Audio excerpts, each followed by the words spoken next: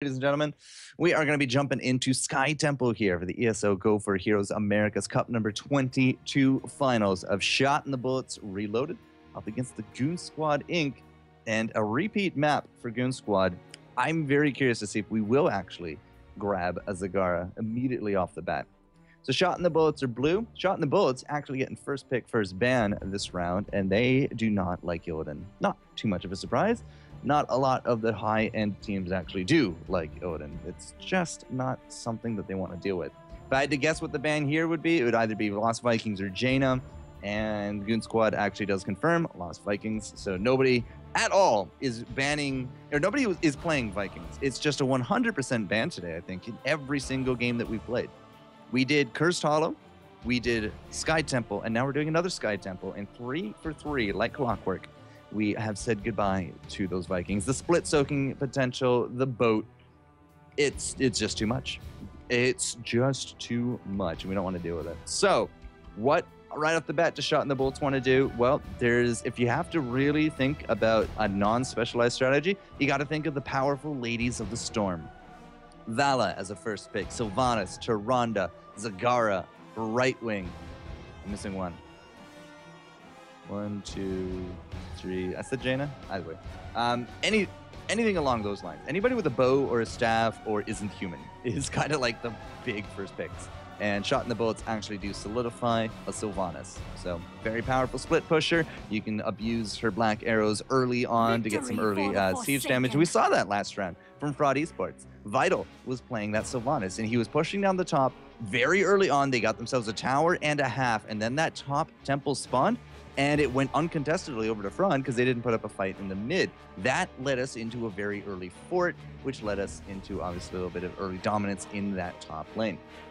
Could see something similar here from Shot, abusing that passive. But either way, no Illidan, no Vikings, which means, again, you're going to be looking to those powerful Ladies of the Storm, and it is going to be a Vala and a Jaina to be joining the roster here on Goon Squad Inc. Not a surprise. They're just too powerful.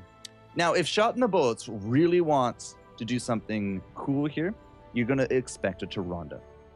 Probably Tyrande support or Tyrande melee. I wouldn't expect to see a tank here unless they want to go for a tank specialized comp. You can really go any way you want. The Sylvanas just leads you into a lot of different roles. But I suspect we're not going to see a Zagara from the side of Shot in the Bullets. And now with Vala Jaina taken, it's almost, I want to say, guaranteed to pick up a Tyrande this round for Shot in the Bullets. Doesn't really matter what the other pick is. Could be the Uther, could be an ETC, could be a Diablo.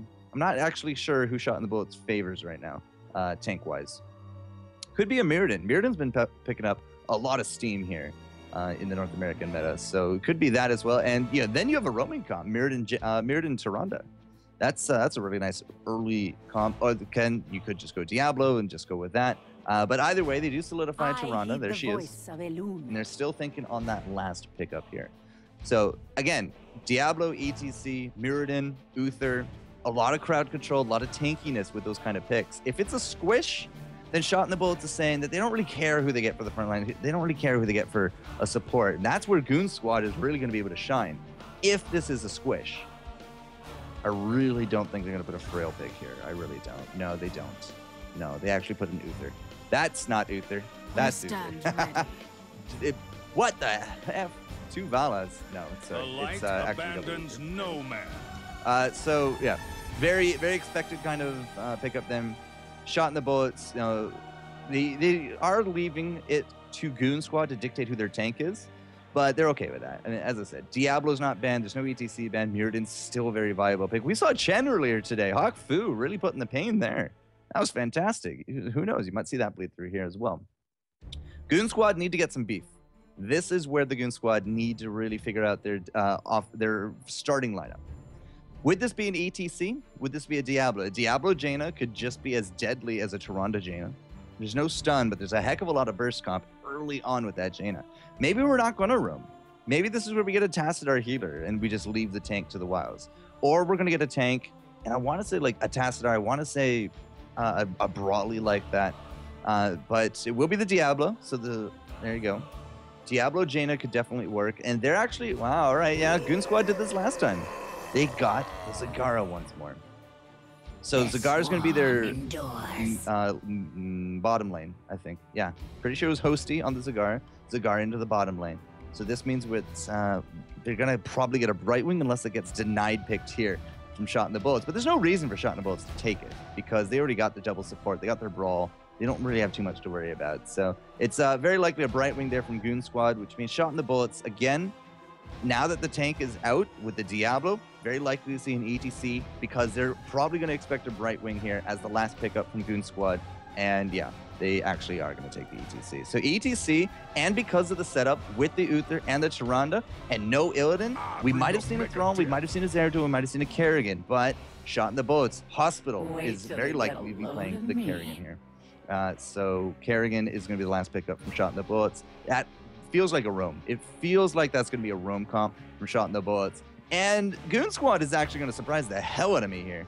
And they're going to take Rhaegar. Yeah. Take that, Jester. I will fight to my last breath. So, all right. Cool. There it is, ladies and gentlemen. Those are your semi-finals drafts. Rhaegar coming out.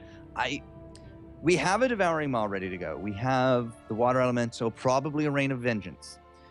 Will this be a Diablo Lightning Breath?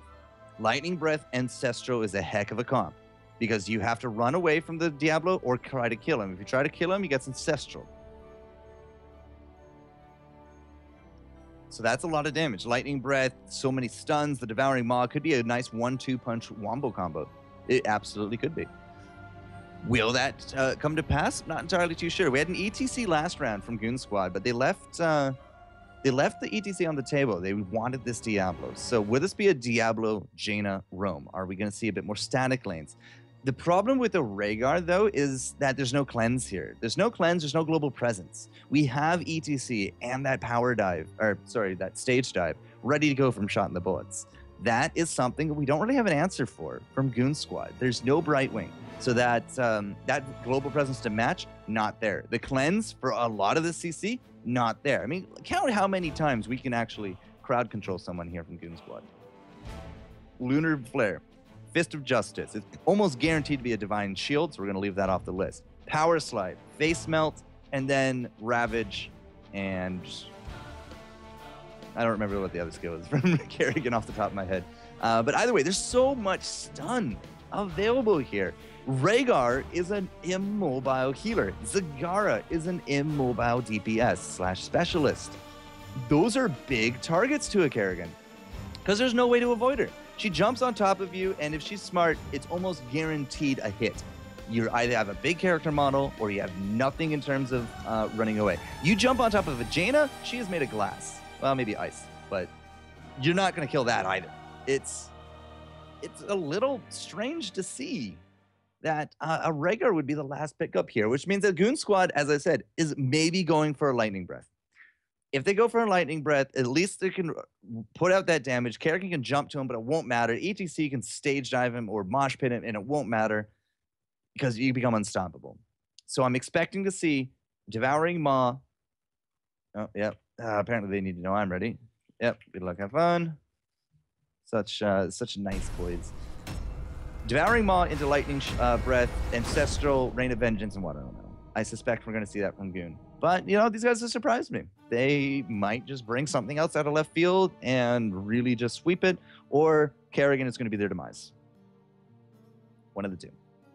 From Shot in the Bullets, Wailing Arrow, Starfall, Divine Shield, Maelstrom, and Stage Dive seem to be... That's what I would put my money on. That's what I would absolutely put my money on. So game number 1 of this best of 1, ladies and gentlemen.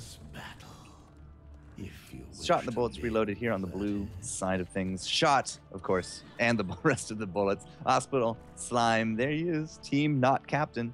Proteges and Silal. Now, this has been a group that has been together for a while now. They did have someone else on their team, but the name escapes me off the top of my head. Daihu. I think it was Daihu.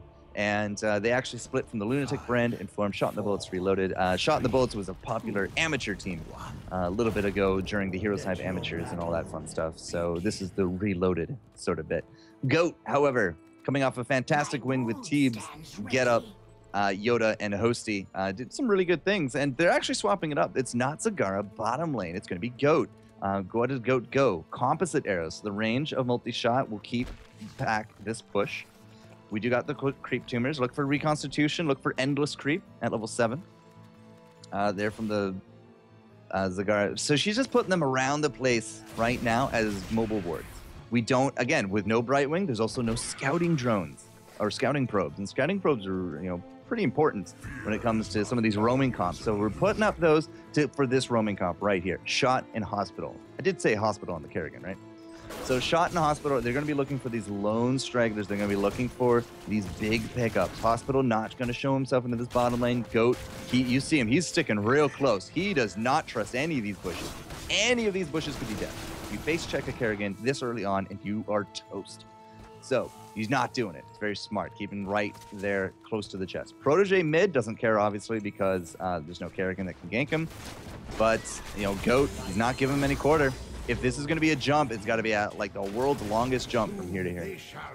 And it's just not going to happen. So Hospital and Shot getting denied. Top, Posty. So many creep tumors around the place. He is keeping that vision. They have, they don't actually have the Watchtower. That's a lie. Now they have the Watchtower. They are 100% trying to stay as safe as they can against this roaming comp. Because sweeping grasp for that range, it really makes it hard to dodge out some of these. You got a crab walk, and even then, it's just not going to work sometimes. So very uneventful early game. Level 3.5 to just 2. I suspect there's a creep wave or 2 that needs to be caught up, and that will pretty much bring us close to equal. But in terms of going back and forth, I mean, the Sylvanas not really leveraging anything. Because she is in this bottom lane. So we're not seeing early damage like what we saw last round, but we are just seeing cool, calm, collected, making sure that this Kerrigan does not get any worse. Problem is, though, that now that she's mid, everyone knows where she is, but still, the temples are up. So the temples are going back and forth. She's not roaming. The Kerrigan is not roaming. There's nobody to hold down that lane. So she can't come up here. She can't come to Hosty. She can't come to Yoda. And they're just really starting to take that lane to town. Look at this. Tower down. And now they're working on that fort. Money shot coming out. It's not quite going to be that early fort we saw last time. But when you leverage these pushes with these specialists, you go a heck of a lot farther. You go the distance, so to speak, to quote Kate. And you really do set yourself up very nicely later on. So we did finally get Proteges back into the mid. He's soaking, and we got the roam going on. Hospital and Shot. They went and stole out those giants. They knew that everyone was more or less centered top and mid, and there was nobody really here to do anything about that. So they take down those siege giants. Hospital and Shot once more. Going to be taking more siege giants. This is a big deny, and a lot of pressure now to be put onto the bottom lane from them. But Yoda and Cylon, they're just going to go back and forth. Again, lots of creep tumors going in and around the place. We do have the level 4 talents. Level 7 is on its way. We got 1 in Venom, 2 in Venom. It's actually going to be the Venom here from Slime, which is more or less standard at this point, I want to say. Especially, again, against these big, immobile characters, that poison damage will go a long way for just bursting some of them down in some of these comps, especially in some of these roams. Hospital and Shot, again, coming bottom, looking for these ganks. They still cannot find this target. If they knew Hosty was there, I think it would be a dead Zagara. But they don't. They just don't. So here's the vision here from Kerrigan, from Hospital. Not really a lot. They can see that down there. They know that there's a creep tumor, but still, there's nobody to gank. They have no vision on anybody, because they're up here doing their bruisers. Diablo, not needed, has to go back and soak. You don't want to fall too far behind, because level 7 is going to be very paramount. Level 7 is now here. About a half level between the teams. We do have the bruisers now starting up on the left-hand side as well. Get Up and Yoda are going to tag him, and these guys are about to take him at the same time. Good timing. Temple is spawned. It's going to be into this bottom lane. Level 7 talents do abound. Let's take a quick look before Proteges actually dies. Yeah, he's not even going to be close to going down. But Hunter's Mark turns into Ranger's Mark. We also have, of course, the Healing Ward and the Lunar Blaze. That's going to be great there for the Tyrande. Standard ETC build. We got the Unstable Poison there now for Sylvanas, as well as the Cleanse for Uther. Battle Momentum for Kerrigan. Now, you could actually make a case with Battle Momentum for a Maelstrom. For a Ultralisk. I still suspect it would be a Maelstrom. Everyone's coming down to fight in this bottom lane. Level 8 apiece. We do got those 7 talents ready to go, and here goes the invade. Teebs leading the charge. He's going to get locked up, though, by Silo. He cannot actually get away from that one. You see a lot of Envenoms going down on top of him, and now Teebs is out, doesn't have the souls. He's going to be out for 15 seconds, and without a front line, nothing is here to keep Hosty going. Hospital is going to get a clutch heal, but the assimilation shields has really kept the Kerrigan up and about, kept her, well, not healthy, but alive. And that is the key right there, because 3 quick kills means that the rest of the temple is going to go to Shot in the Bullets. Get Up is on the move into this mid lane. We also got Yoda just running away as well, but I'm not too sure he can get away. Silo actually not interested. He's actually now going to be looking to take out the rest of this top. So it's not going to be quite the route that perhaps we might have thought it was, but still 3 kills, the bottom fort because of the lasers, and now already back to basics here with Silo in the top. Those 3 kills pushed us over and got us level 10. So with that level 10, we got the Maelstrom, as predicted. For Divine Shield, Wailing Arrow, Stage Dive, Starfall. 5 for 5, sometimes I impress even myself. But still, 10 to 8, we are about to click 9. There it is. It's still a big deficit to fight from because we just inked 11. Base hit points, base ability powers go up and up with every level. It might not be the biggest of deals with 1 or 2 of them, but still we have heroics versus a team with none. This is a very tough spot for Goon Squad Inc. to be in. They're very much on the defensive, and oh, the combo finally does connect. There goes Goat, having a bit of a dirt nap for another 15 seconds until she can come back alive. And this is just going to reaffirm this push into the mid. The closer Hospital gets to this back line, the closer it is to another combo, possibly on Get Up, possibly on Hosty. It's not going to go for it, though. They're happy with that fort. We're going to have temples spawning the next 30 seconds or so, I want to say. Tap the wells. Go grab these mercs. We're going to get some Siege Brothers into the bottom lane, and instantly they get blown up and no damage whatsoever. Slime with those black arrows doing magnificent work. Another kill, another fort, and now more pressure into the bottom lane. You see Vala down there. This next temple spawn, I believe, is going to be top and bottom, but everybody so far is concentrated between mid and top. How long until those bruisers? Not near enough. So it's still going to be another minute there. Likely not to hit them before the temples do spawn out. Teebs and Yoda playing a little bit too close to the front line here. Hospital actually gone right. Could have been an initiation. Those small spots are great for her rakes and ravages and just shooting you in the face. Here comes the temples, top and bottom. We got proteges already down into the bottom lane. This is not going to be a contest for the top whatsoever from Shot in the Bullets. In fact, it's going to be only Silo now just holding down the fort top, but he is going to get out of this, and he is going to stage dive right to the boss. This is a smart move. Shot in the Bullets, they don't need to actually contest that top lasers. Those lasers take down now the mid, and now the temple's working on, took down the top, now working on mid. But they take the boss very quickly, and this is not good news for Goon Squad Inc. Not whatsoever, because they have to keep someone on that top, which means that they have Rhaegar up there. They don't have their heals here. This is going to be a hell of a fight. Yoda just blows up. Teebs on the back of it. He didn't go Lightning Breath. He went Apocalypse. That's 2 ultimates for nothing. Hospital looking for the engage on Goat, but doesn't find it. But still, Get Up was not there. We had no business fighting Shot in the Bullets whatsoever. And because Get Up has left out that top, we still have almost half a temple and the money shot to eradicate this top area. Not the best of moves here from the Goon Squad. And, well, while we're here, Ancestral Healing, Strafe? I'm confused. Devouring Maw, Water Elementals. So sometimes I'm not so impressive, I'll admit. But 8 out of 10 for the old Strafe really confuses me because there's just way too much crowd control and no cleanse. There's nothing to stop any of those stuns from coming down on top of the Vala. And you saw Yoda absolutely just blow up right there. He doesn't have the hit points to kind of fight unless Get Up is around. Unless Get Up can get those chain bounces, unless he can get those Ancestrals, people are going to die. It's just the nature of how Hospital is going to roam with that Kerrigan. And so far, damage has been done. 6 kills, 0. We had a boss all the way up to the gate. The keep took a few shots there as well. I think we just had an Envenom on top of Get Up, but this is a possible great engage on top of Slime. But still, we're split. There's no Lightning Breath, and there's no Apocalypse up either. 1, 2, and 3. The Diablo goes flying, and the Strafe is just not going to be near enough. The Shrink Ray and the cleanup That is going to be a fight, and just absolutely wow. You said it, Cattle Prod. That was not what we needed here from the Goon squad. This could be actually a 12-minute game. Could you believe?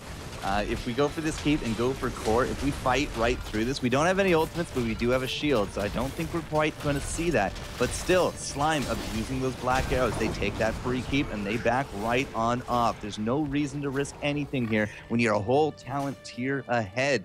Speaking of the talents, let's take a look at what Goon Squad has. Healing Surge. I like it, and I think it's absolutely required here because the bite butt is just not going to be near enough to finish off anything or make a difference, so you got to get those heals going. Relentless from Diablo. With this many CCs, it's absolutely required. Here's the Frost Shot for the multi-shot build.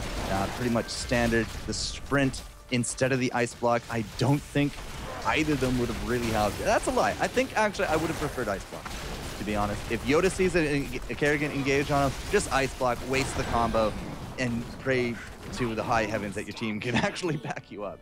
The Sprint, I'm not too sure is actually going to matter. Once a Kerrigan gets her hooks into him, she's toast. Absolutely. The next tempo is now spawning into this top, and the last one here is Grooved Spine, so no Mutalisks here today.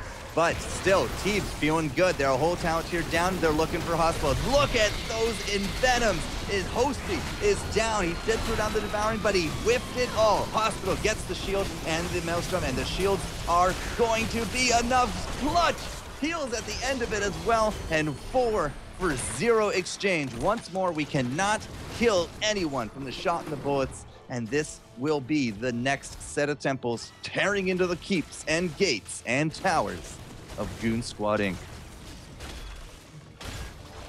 You know what? That deserves a wow. That really does deserve a wow.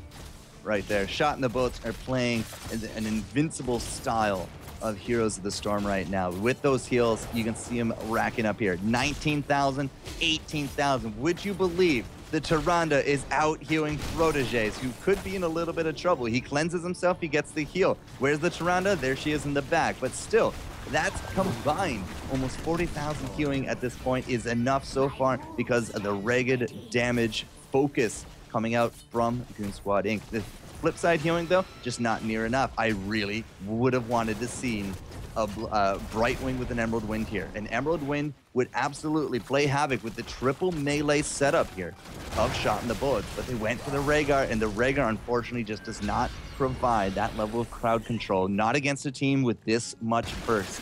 You saw the double Envenoms. The Zagara just absolutely melted. She panic mod and got nothing for it. That was just the first big point of that last fight, and because of those last fights, I mean, we've racked up 15 kills to 0. We still don't have those 16 talent tiers here from Goon Squad Inc. And Shot in the Bullets, they're looking very close to level 20. They're going to get an uncontested boss. They still have Silo, split pushing, and doing marvelous things. It does not even matter how far these bruisers get. They probably won't even breach that gate.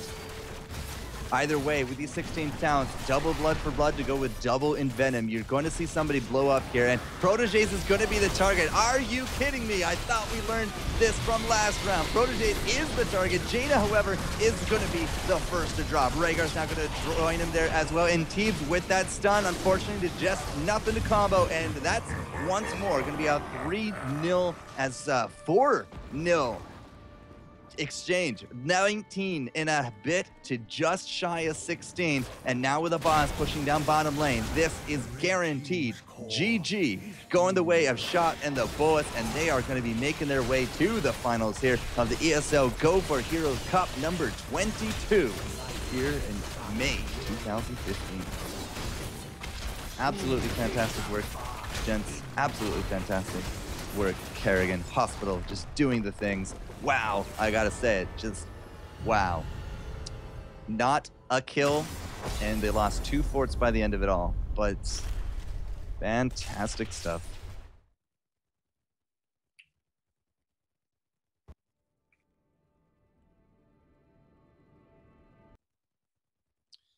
And that, ladies and gentlemen, is how you close out victorious in convincing fashion. Take note of Shot in the Bullets Reloaded. They are in the ESL Majors, and they have been invited to the WCA 2015 Heroes of the Storm qualifiers as well. You know that they're practicing hard, and we'll see if they can actually take home the $100 today for the prize pool here for the Go4Heroes Cup number 22. But sadly, I think that is the end of my coverage. So I hope you did all enjoy. And if you liked everything, of course, hit those buttons. Much appreciated.